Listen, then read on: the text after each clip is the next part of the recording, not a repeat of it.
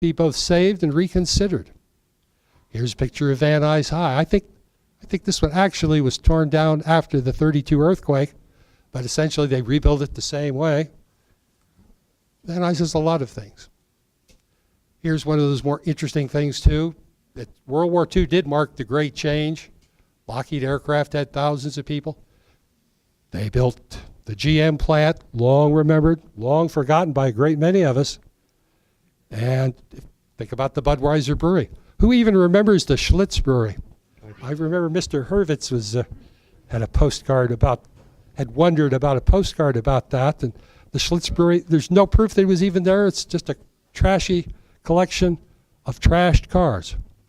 The industry in Van Nuys has taken a big hit for a long time. Here, though, is one of those iconic pictures from the suburbs I think everyone probably remembers. The Van Nuys Drive-In up on Roscoe, now collected as I think a junior high school. But I mean, we had this great Spanish myth, and we still have it in a lot of ways, especially for Van Nuys. And this is one of the more interesting ones. Here's a shot of Van Nuys in the 1920s. People don't realize how quickly Van Nuys filled up. From the 1920s, it had maybe 4,000 people surrounded by Hazeltine and Kester and Van Owen and Oxnard. And in about 10 years, in the 1950s, just before I came onto the scene, it just all filled up. And another interesting picture from the past. Anyone remember Busch Gardens, of course? Long gone, long gone. I think they still have my employment application, which they never acted upon, but another one of those legends from Van Nuys, the House of Sight and Sound. I can remember for years, every time on the radio, they would say, "Victory in Van Nuys, in the heart of Van Nuys." Well, the heart has gone downhill quite a bit since then. Van Nuys had everything. I can remember this interesting googie architecture on Kittredge and Van Nuys Boulevard. I wonder who else can, but a lot of things have been lost in Van Nuys. Trying to save the few things that are worth saving are still important. And one small note to close, which actually I have heard this comes from Dr. Seuss, talking about the way Van Nuys was in the 50s. He came up with the idea of making a joke that if you cross all of your T's and you dot all of your I's, you can get a job in IT and you can live in Van Nuys. Well, and here's a very interesting, great closing shot. You can see all the interesting chain stores that have long gone and have long been replaced by something else. The buildings are still there, though. There's still a lot of hope for Van Nuys, a lot of possibilities. Thank you, John.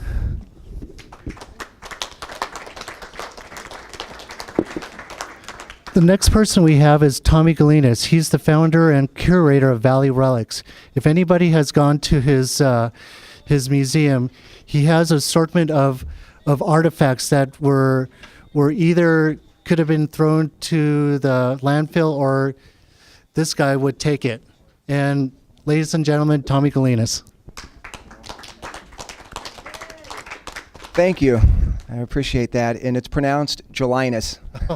Sorry. It's a tough one. That's okay. My name's Tommy Gelinas, and I am the unlikely curator of the Valley Relics Museum, located in Chatsworth, California.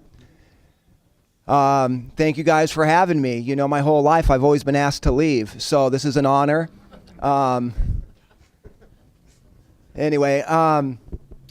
So I consider the Valley the world's most famous valley.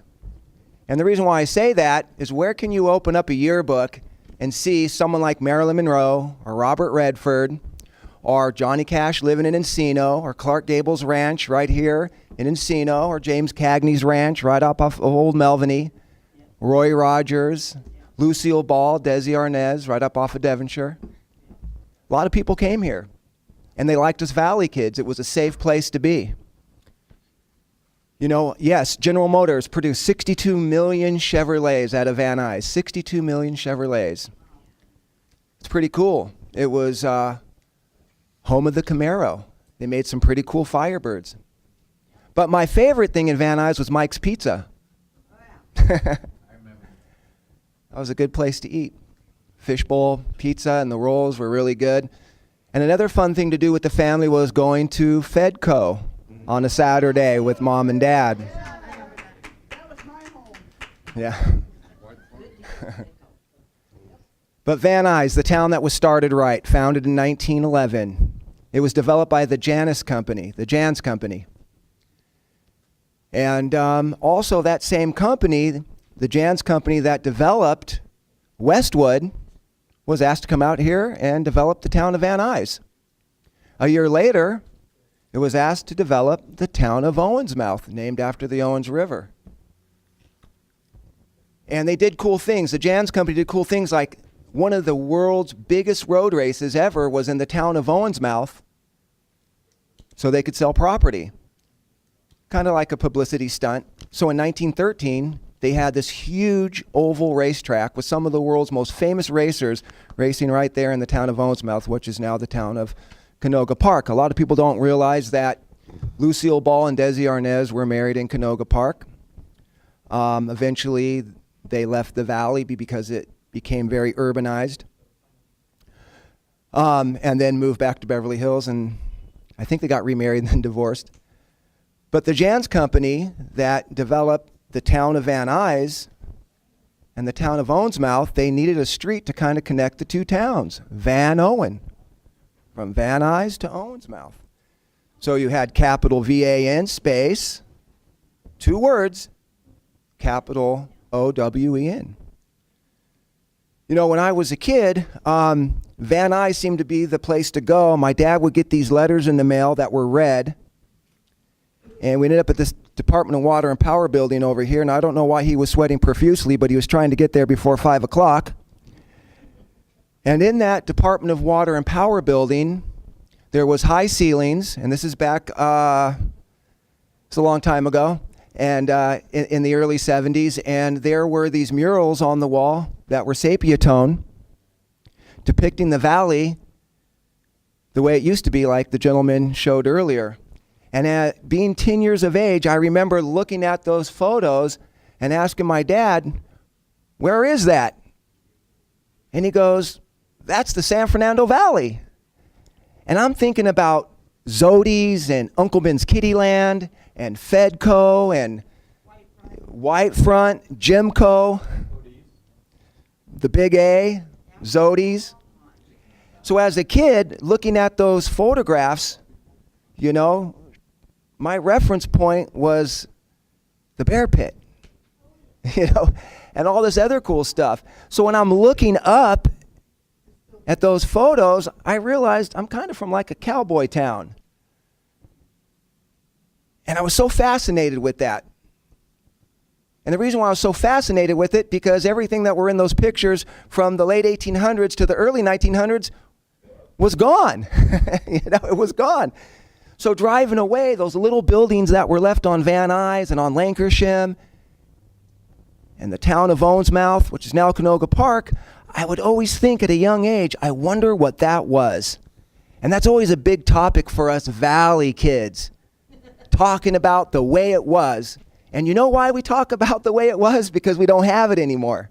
Because there is no preservation.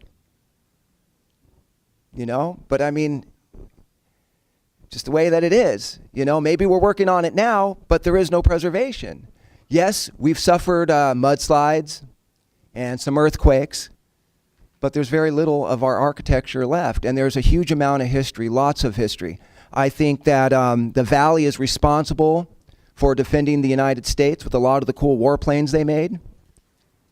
I think they've been known to make a rocket engine or two. I think that it's cool that we had Marantz stereos here, Super Scope, Fisher, Cerwin-Vega, Infinity, and we also invented the whole movement of BMX bikes for the whole world. We had Mongoose, Redline, R&R, Champion. What a cool place to grow up. And it was safe. I could ride my bicycle in the valley, a Schwinn Stingray, banana seat, these big bars, during the summer, no shoes, no shirt, and mom and dad would say, "Be home by dark, just make sure that you're here for dinner." And they did not worry about us kids riding around. Now, this is a touchy subject, but we could even shoot our guns in the fields, and when the police came by, they said, just point that way.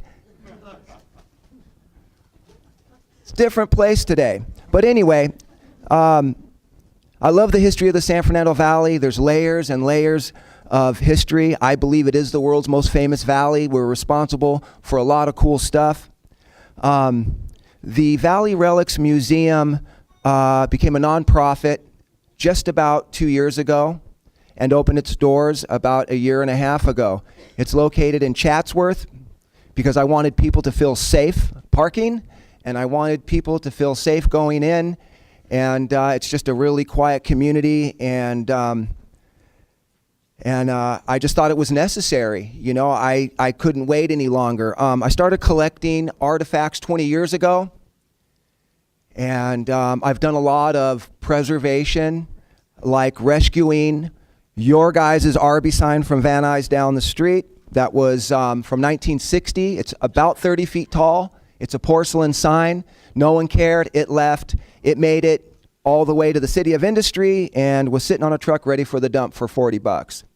So I took a couple of grand out of my own pocket, and I called Arby's corporate, and I begged and I pleaded and I threatened a little bit, and nicely, of course. But I was able to get permission to go pick that sign up. So it is home safe. And I rescued the Henry's Taco sign. That was one of the first gringo taco stands established in 1961 with a Googie style, architectural style sign, along with the original menu from 1961 that was hidden under the newer menu. The White Horse Inn sign, which people don't realize is about 18 feet tall. Yeah. We have that sitting in the museum. I have 2 Nudie Cone mobiles, the big white Cadillac with the horns and the silver dollars and the guns. A couple of those, some of his personal outfits. I have the original Palomino sign from North Hollywood from 1950. So there's a lot, and on and on and on. Maybe even a Love's Barbecue sign from Woodland Hills hanging up there. It encompasses the entire valley history. I have over 15,000 rare yearbooks, photographs, glass slides that not the USC Digital Archive owns, not CSUN, but we do. It belongs to the valley. It belongs here. It belongs home. Someone has to do it, so I appointed myself. Not waiting for permission. Dress accordingly and don't get caught. No.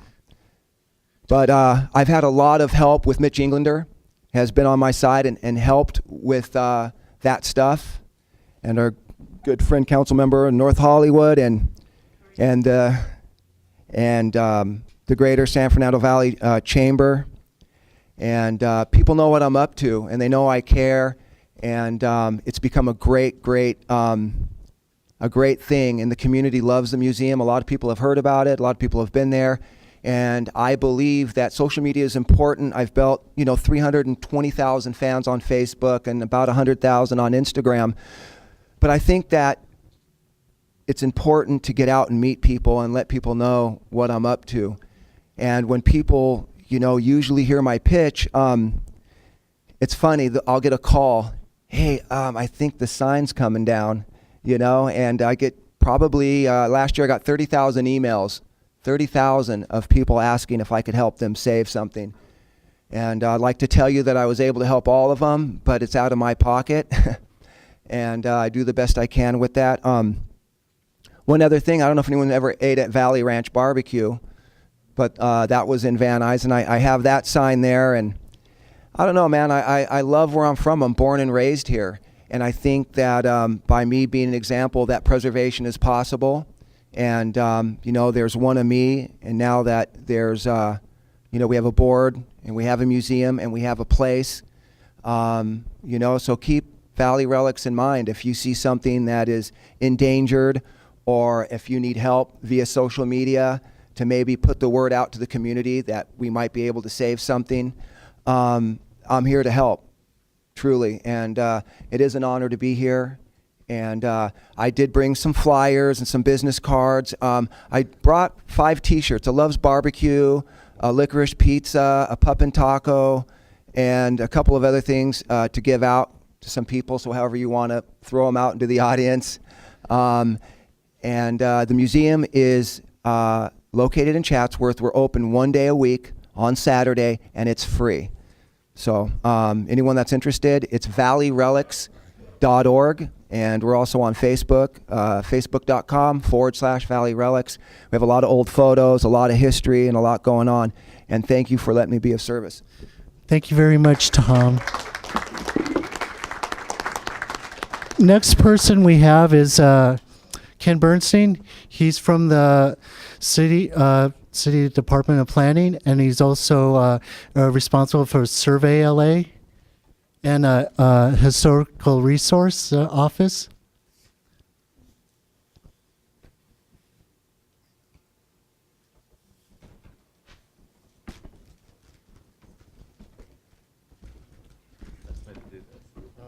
Bring it up here. Yeah.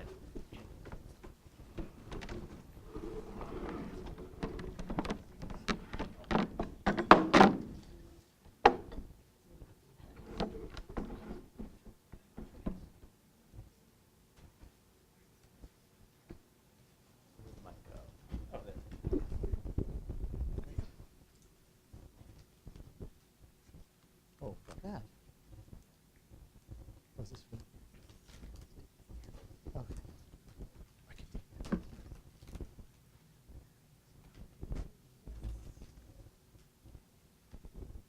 Thanks. All right, thank you. And thanks for the invitation. Okay, everybody hear me okay? Thanks for the invitation. It's a great pleasure to be here on behalf of the City Planning Department and Office of Historic Resources. And Carino asked me to talk about Survey LA, which is our citywide historic resources survey. And it's great to be following Tommy and John and everyone who's been speaking so eloquently about Van Nuys history. Because really what Survey LA is all about is documenting the history that is remaining. We've lost a lot in Van Nuys and throughout the valley, but we want to be able to document what is remaining and significant in our San Fernando Valley throughout the city, and to use that history as a basis for planning our future. So it's really all about linking history and historic preservation and planning. So it's really very fitting that you've started tonight, that your first topic was history, much appreciated on our part, and that you all understand as a neighborhood council that that history can be the basis for your planning future. And that's really what Survey LA is all about. So what is Survey LA? It is the first ever citywide historic resources survey of Los Angeles. But until we did this, we had never comprehensively taken stock of what is significant throughout the city. We were operating kind of flying blind, in essence, trying to make planning decisions, not knowing what is significant across the city. Our Office of Historic Resources, part of the City Planning Department, manages the project, and it's a partnership between the city and the Getty. We have a multi-year grant from the Getty Foundation, the grant-making arm of the J. Paul Getty Trust, that's really made this financially feasible during some very difficult economic times in LA. But we've also had support of the Getty Conservation Institute, which works internationally to conserve significant sites, and more in a moment about the role they continue to play. And because of the size of LA and the ambition of the project, this is really one of the largest, most ambitious types of surveys ever undertaken. Really, the purposes of this survey, what we're trying to do, again, our mantra is Survey LA is all about planning. It's to inform the planning process so that you know when you're planning a community, whether an exercise like this, doing a new community plan, working on a transit-oriented plan, you know what and where your historic resources are in the community. And that you're also giving greater certainty to project applicants who will know up front, not be surprised at the 11th hour to find out that a community values a certain site. They would have that information up front. This can also be used in terms of project review and CEQA, environmental review for the city, create a single location for all this information on historic resources. And we have a lot of ancillary benefits as well, including disaster preparedness, so that we know in the aftermath of an earthquake and we have damage to some of our historic resources, we know what can be rebuilt quickly or cleared away, and we know what should be instead treated more carefully and rehabilitated. and then also benefits such as cultural tourism and filming. Survey LA has been unfolding in 2 phases. It actually took a few years to develop the methodology, develop all the tools that we've needed to survey a city as complicated as Los Angeles. We created a new interactive survey tool called the FIGS, the Field Guide Survey System. So we're not doing surveys anymore with pencil and paper and clipboard. We're doing it with new technology, linking photos and parcel information to the site and going in the field and recording all this information in a database. And we tested all this methodology up front with pilot surveys, and we're now well along the way and actually significantly completed with the implementation phase, where we've been conducting the surveys and then beginning to make this data available to the public. This is just showing a map of Los Angeles and the phasing of the plan. Again, the mantra is it's all about planning. We've done this survey by community plan area, and we have 35 community plan areas in the city of Los Angeles, and we've organized it that way, and then in 9 survey groups. Before we ever went out in any community, we spent several months doing public outreach and community workshops. We did some in this room, actually, quite some time back, where we did outreach to try to elicit information from communities well before we went out to find what not only are sites that were obvious that might be architecturally significant, but particularly those places that may be kind of the hidden gems of each community, and sites that might have social or cultural history associated with them, but are significant for those reasons. We did a number of other outreach tools. We had a Survey LA video, a speakers bureau going out in communities, a social media program, and much more.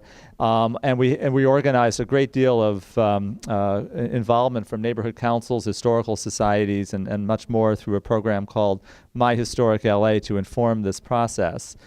This was also informed by for the first time ever, we made this ambitious attempt to capture all of the forces that help shape the growth and development of Los Angeles, just a minor little undertaking, something called the Citywide Historic Context Statement, where we began to look at what's on the ground still today and classify that in 9 major contexts that were everything from entertainment history to industrial development to modernism, and then 200 separate themes and sub-themes, including women's history, different styles of architecture, including military history, which was mentioned, as well as roadside architecture and the streetcar in Los Angeles.